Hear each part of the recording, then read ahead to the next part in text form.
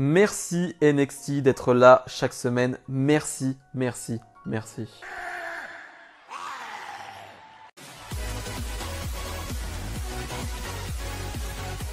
Et bonjour à tous, on se retrouve aujourd'hui pour les résultats de NXT du 20 avril 2021. Le show qui va s'ouvrir avec le retour de Kyle O'Reilly. Kyle O'Reilly qu'on n'avait plus vu depuis sa victoire face à Adam Cole au dernier NXT Takeover. Voilà, ça fait plaisir justement de revoir Kyle O'Reilly. Kyle O'Reilly qui va nous dire que voilà, le match face à Adam Cole c'était le plus gros obstacle de sa carrière. Mais maintenant c'est derrière lui. Voilà, il a gagné, maintenant il veut aller de l'avant. Il ne sait pas encore s'il veut aller vers le titre nord-américain, s'il veut aller vers le titre NXT de Karrion Kross. Et c'est Cameron Grimes qui va arriver, qui va l'interrompre. Et là va s'en suivre une promo plutôt marrante. Voilà, franchement, j'ai vraiment apprécié parce que Cameron Grimes, dans ce nouveau personnage de gars méga riche, qui veut essayer de payer un peu tout le monde, et là il va essayer d'investir en Kyle O'Reilly. Voilà, il va lui dire franchement, il y a de l'argent à se faire, il y a quelque chose à faire avec toi, Kyle. Et Kyle O'Reilly qui va faire mine de plonger dedans, d'être à fond dans le projet avec lui, il va lui dire mais ça tombe bien ce soir, je suis cleared en fait. Les médecins m'ont dit que je pouvais combattre ce soir et voilà, il faut que je trouve un adversaire et ça sera toi en fait. Et il va lui mettre une droite et il va s'en aller. Donc voilà, je trouve que c'était vraiment une bonne promo pour commencer ce show. LA Knight face à Dexter Lumis. Très honnêtement, j'attendais pas grand chose de ce match parce que je sentais qu'il allait pas avoir une grosse alchimie entre les deux, je sais pas. Les deux styles, je sais pas, je les trouve pas hyper compatibles. Finalement, ça reste un match correct de 8-9 minutes, mais voilà, c'est pas quelque chose qui va me faire lever de mon siège, clairement. On va surtout jouer, encore une fois, avec Dexter Lumis et son environnement assez bizarre, hein. C'est-à-dire que là, il va y avoir Indy Hartwell, encore une fois, qui va être à côté du ring et qui va un peu la distraire. Voilà, ça se tourne autour entre les deux, hein. Ça ne veut pas s'embrasser pour le moment et ça va coûter la victoire à Dexter Lumis. Donc victoire de LA Knight. Pour parler juste de victoire et de défaite, je trouve que Dexter Lumis, on ne sait pas le booker. C'est-à-dire que vraiment, on lui donne des victoires jusqu'à ce qu'il monte pour un match pour le titre, ou alors il est proche et d'un coup, bim, il redescend. Et j'ai l'impression que c'est un peu comme ça depuis qu'il est arrivé à NXT. Donc voilà, j'ai l'impression qu'on ne sait pas trop où le mettre en fait, Dexter Lumis. Dexter Lumis qui va presque s'embrasser cette fois-ci avec Indy Hartwell, mais The Way va arriver donc avec Gargano. Donc voilà, ça tourne encore de Gargano avec ce titre nord-américain, mais Dexter Lumis qui perd et LA Knight qui prend une victoire. LA Knight pour le moment, c'est un bon charisme, c'est pas mal au micro, mais sur le ring, voilà, ça ne sera pas une plus-value du côté de NXT, ça c'est sûr et certain. Petite interview en backstage où on retrouve Yoshirai qui va se faire interviewer par Beth Phoenix. Yoshirai qui va revenir sur son règne de championne et qui va nous dire que simplement elle reste du côté de NXT, hein. Il y avait des rumeurs, SmackDown, Raw, non, elle dit je reste, mais voilà, mon corps a souffert et j'ai besoin de temps voilà, pour récupérer. Et on va avoir Frankie Monet qui va arriver avec son chien, qui va un peu s'incruster, qui va un peu féliciter Yoshirai. Et Yoshirai, ça va pas trop lui plaire que Frankie Monet s'incruste comme ça dans la conversation. Et Yoshirai qui va parler en japonais cette fois-ci, parce que Yoshirai parlait en anglais avant. Et voilà, elle fait des efforts, Yoshirai, et je trouve ça cool en fait qu'elle parle en anglais. Alors moi ça me dérange pas quand elle parle en japonais et que c'est sous-titré pour les promos ou ce genre de choses. Ça j'aime bien, vraiment j'aime bien parce qu'elle est à l'aise et dans l'attitude tu sens qu'elle est, elle est plus présente parce que c'est sa langue et elle est à l'aise. Mais j'aime bien aussi quand elle parle en anglais et voilà, je trouve qu'elle fait un effort et c'est très bien. Et donc Yoshirai qui va parler en japonais pour dire tout simplement je préfère les chats. Et je suis team Yoshirai pour le coup parce que je préfère les chats. Donc voilà, petite interview backstage pour retrouver un peu Yoshirai. Voilà, j'ai trouvé ça fort sympathique. Breezango face aux Grizzled Young Veterans. Breezango qui vont faire une entrée en garde de l'arène. Voilà, enfin, comme d'habitude, un Breezango qui innove sur leur entrée. Et moi, ça me plaît toujours autant. Voilà, je me lasse pas de Breezango et de leur fantaisie, franchement. J'aime toujours autant. On a un bon match. Voilà, j'en dirai pas plus parce qu'encore une fois, je me répète, mais je suis toujours pas à fond derrière les Grizzled Young Veterans. Voilà, leur personnage, leur charisme qui n'est pas trop présent, mais ça, à la limite, c'est pas très important. Mais voilà, leur catch en soi me donne pas d'excitation particulière ou quoi que ce soit. Donc voilà, je suis pas à fond avec eux, même si je reconnais que ce sont des bons catcheurs. Et voilà, on a un bon hot tag dans ce combat de Tyler Breeze, mais qui ne va pas suffire parce qu'on va donner la victoire aux Grizzled Young Veterans. C'est assez logique, voilà, on les push de plus en plus, qui vont sûrement avoir une chance pour le titre de MSK d'ici peu. Donc voilà, c'est tout à fait logique. Zoey Stark face à la nouvelle arrivée du côté de NXT, du côté de cette division féminine, la japonaise Sarray. Alors, je vous arrête tout de suite, pas de blague sur son nom, vous pouvez faire une blague une fois, juste voilà, au tout début, maintenant on stoppe, c'est fini. Voilà, Sarray.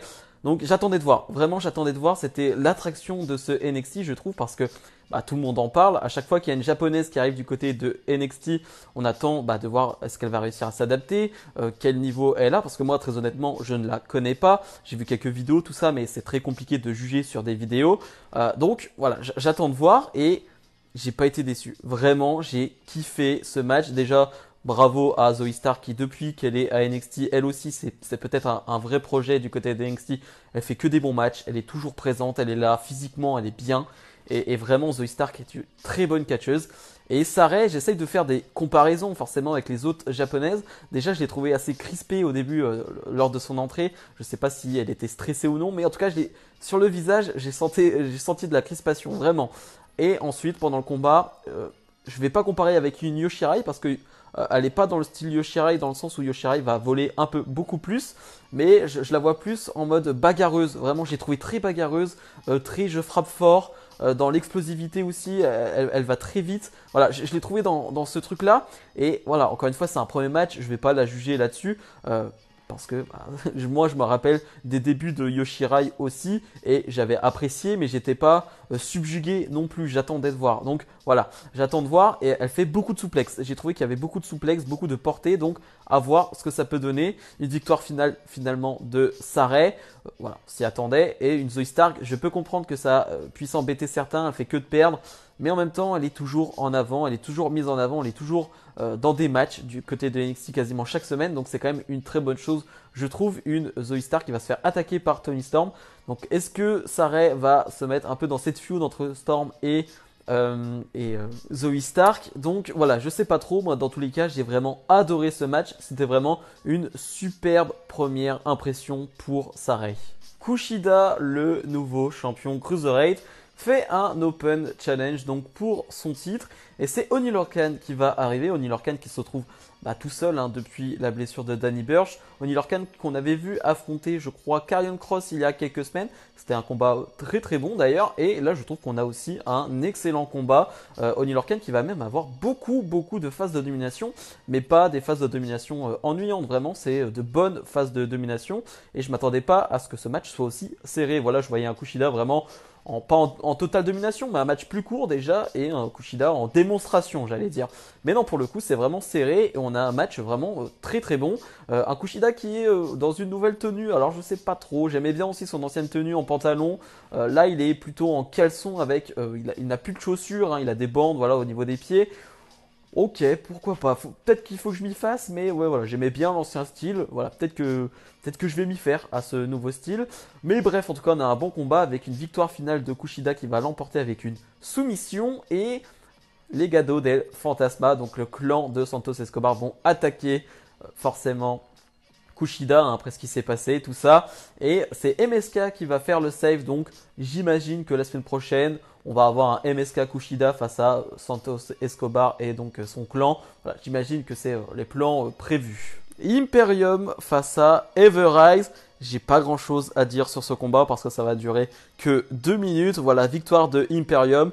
On les push, on les push, on les push. Il y a beaucoup d'équipes qui sont du même niveau, je trouve, dans cette division par équipe, dans le sens où t'as pas une équipe qui est au-dessus du lot. C'est-à-dire que tu as des équipes comme Imperium, MSK, Grizzled Veterans, que je trouve un tout petit peu en dessous, mais voilà, qui sont à un bon niveau. Mais je sais pas si c'est le top niveau comme on a eu avec des Ciampa, Gargano. Tu vois, je pense qu'on retrouvera plus cet âge d'or de la vision par équipe de NXT. Et il faut s'y faire, bien évidemment. Mais voilà, je trouve qu'on a des équipes à niveau égal. Donc c'est compliqué, je trouve, en termes de booking, tout ça, de se dire qui va aller challenger MSK ou non. Le main event de ce NXT, Kyle O'Reilly face à Cameron Grimes. Kyle O'Reilly qui fait le segment d'ouverture et qui fait le main event. Je trouve que ça prouve quand même que Triple H, en tout cas les décisionnaires de NXT, voient quand même quelque chose avec ce Kyle O'Reilly en solo et sentent que voilà, il y a quelque chose à faire avec lui. Si on doit parler du combat, c'était excellent, vraiment. Ça dure 15 minutes, je pense que les 10 premières minutes, je me dis c'est pas mal, mais j'en attends mieux. Hein. Je me dis c'est pas mal, mais bon, est-ce que ça va décoller? C'est bien, mais il faut que ça décolle. Et les 5 dernières minutes, ça décolle. Hein. Vraiment, là pour le coup, ça décolle, ça enchaîne des prises dans tous les sens. Vraiment, les deux s'entendent à merveille, il n'y a pas de problème et c'est du bonheur. Et je me rends compte que vraiment, je commence à devenir très très fan de Kyle O'Reilly, de son attitude, de sa manière d'être en fait, tout simplement. Et voilà, je me rends compte que je commence à être fan de Kyle O'Reilly. Par contre, Kyle O'Reilly, il faut changer cette couleur de slip et de bottes. Ça ne va pas. Non, je trouve que ça ne va pas, ce bleu avec un peu format militaire. Voilà, j'ai pas aimé. J'ai vraiment pas aimé, donc il faudra changer ça. Kyle O'Reilly qui va remporter ce match et qui va donc clôturer le show. Mais j'en ai pas parlé juste avant de rentrer sur le ring. Kyle O'Reilly va croiser Karrion Kross. Et ça, c'est intéressant. Donc, possiblement un Karrion Kross Kyle O'Reilly qui va arriver d'ici peu. J'espère pas trop tôt. Voilà, parce que je pense qu'il faut encore un peu construire Kyle O'Reilly, même s'il a eu sa grosse victoire face à Adam Cole. Il faut encore le construire en solo un tout petit peu, avec de grosses victoires. Et pourquoi pas l'amener sur un Karrion Kross. Et en même temps, je me dis, si tu l'emmènes vers un Karrion Kross, ça fait... Je trouve que tu es obligé de faire perdre Kyle O'Reilly. Donc voilà, ça m'embête un peu. J'espère qu'ils vont patienter. Mais voilà, dans l'idée, j'ai quand même très hâte de voir ce match.